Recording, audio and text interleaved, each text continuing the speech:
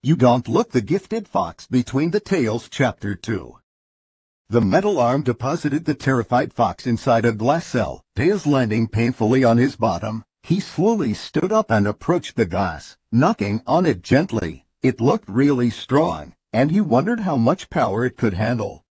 He heard something drop at the top of the cell and noticed a metal cap, thick wires attached to it and running further into the ship. Though terrified, he couldn't completely silence the interest they paid. His technology geek side already wondering about the purpose. His eyes followed the wires, but they disappeared in the darkness before he could notice where they led.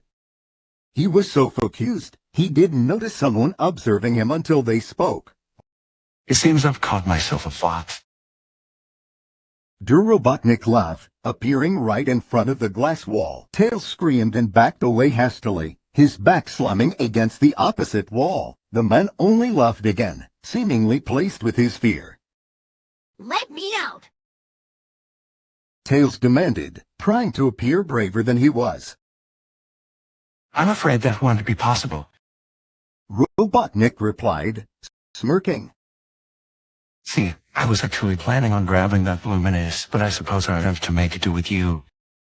He hummed as he stepped away and approached the console Tails didn't notice before.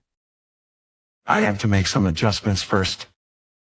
The clicking sounded for several moments, and the fox took that moment to test the sturdiness of the glass. He took several steps back to gain momentum. He took a deep breath and rolled straight at the glass. Quite expectedly, he bounced right away and backed away, fighting the dizziness after the hit. Don't waste your energy. The man commented as he got ready to try again.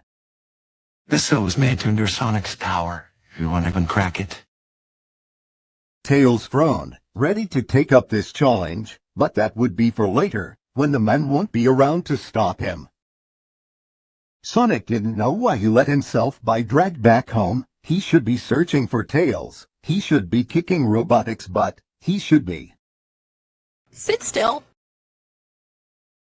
Maddie fussed as she cleaned the cuts on her son's face. Sonic grumbled, but obediently waited until she finished. The moment she took away their clothes, he jumped down from the chair, ready to rush out. Then, And where do you think you were going? Knuckles stood in his path, arms crossed. I need to find Tails. The hedgehog replied matter-of-factly, pushing past the Echidna. It's my fault Robotnik captured him. Yes, it is. Knuckles said. Sonic froze with one hand on the doorknob. He clenched the other fist and turned around sharply. I messed up? Okay, no need to rub it in. He cried, forcing the tears back. You messed up all right. Knuckles confirmed with a frown. You let the kid join the battle not made for children. Don't patronize him. He's almost our age. Sonic argued, not even sure why he was even entering this world. And he would have joined anyway. Sonic is 8. The Echidna yelled in frustration. A stunned silence followed, no one saying anything. What? Sonic blinked in shock. Knuckles stared back at him. What? You didn't know? He asked, surprised. Sonic shook his head in silence, still too stunned to say anything. What makes you so sure about that? Tom questioned instead, frowning. It's not like you and Tails are close. Were you not? Knuckles confirmed. I actually think he didn't even consider telling me. He was in the middle of one of his attachments and it came up. I don't believe he even reached saying that, and I didn't mention it. He looked around at those gathered in the room. I really thought you all knew. Oh my gosh. Maddie covered her mouth in horror, eyes tearing up. He's just a child. Tom whispered, eyes wide in shock. All the more reason to find him.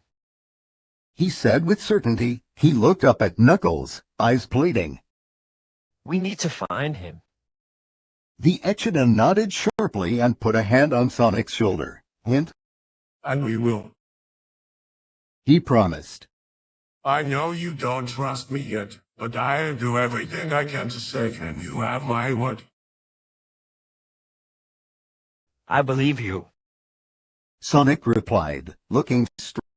Tails hit the glass, the impact leaving him dizzy, and the wall undisturbed. He groaned in frustration. He was just about to make another attempt when he heard footsteps approaching. Dr. Robotnik emerged from the shadows, the mad grin already visible on his face.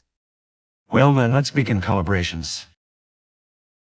He announced, moving towards the console. Whatever you're planning, I'm not helping. Tails said confidently, crossing his arms. The man laughed. Dear Fox, sorry for calling you that. By the way, but I didn't catch your name earlier. He said, faking unhappiness. It's Miles Prower. The fox replied. Robotnik raised an eyebrow at that. Really, I recall the other two call you something different. He hummed, grabbing his chin. I believe it was. He eyed his captive and his gaze landed on his twin tails. Tails. Tails flinched and frowned. That one is reserved for friends. He argued, crossing his arms. Well, I'm going to use that one. Robotnik didn't seem to care about his opinion. Anyway, we're going to be good friends by the time we're finished. I already told you I'm not helping. Tails growled defensively. I'm not going to be your friend, either. Well, I can't force you on the friends matter. The man agreed thoughtfully and pushed some buttons on his console. Several metal arms shot towards the glass cell and entered through small windows that opened to let them in. They clasped around Tails' arms, legs and tails, securing the fox in the mid-air position. Robotnik slowly approached the cell and grinned at the captive, tapping against the glass. The helping part, however. He said, staring at the terrified fox. You don't really have a choice, Tails.